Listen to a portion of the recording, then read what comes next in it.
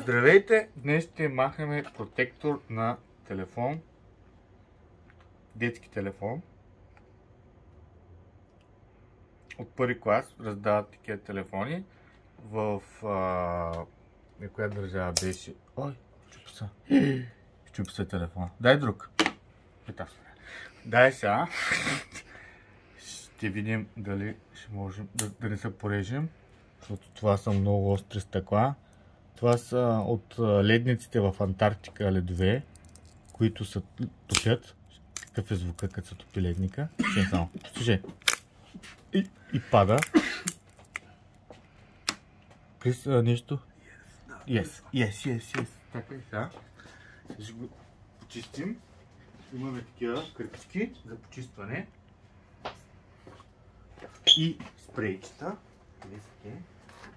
Спрейчетата са тук. Ето едно.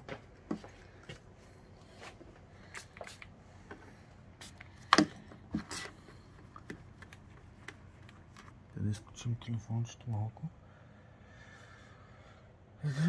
Так. Да стане като новичко.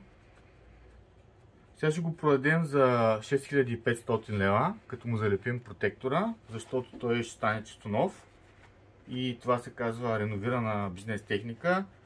Внос от Марс, защото там има много нови техники. Нас се изпраща хора да вземе техника, да тварят техника от Марс. Затова са и те си избиват после парите за пътя, нали?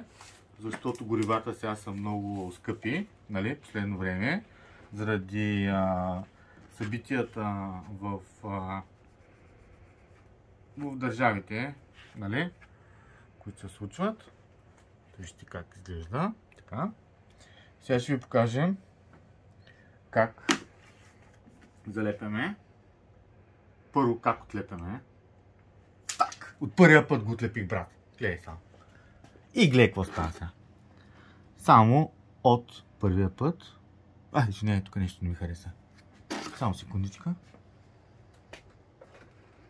И не искахте да става, ама просто тъй нещо ме изкефи. Хоп.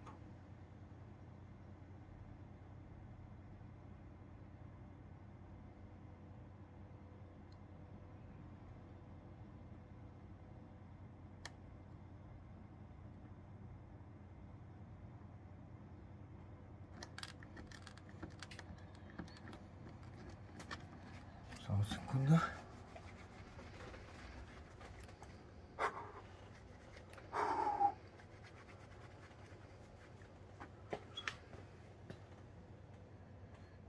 Ето към някакво питънце. Но той е за късмет, нали? Значи трябва да носи щастие, нали? И отделно счупеното носи второ щастие. И собственика на телефона ще бъде двойно щастлив цял живот от тук нататъка и целият му род. Нали? И роднини, и приятели. Заповядайте.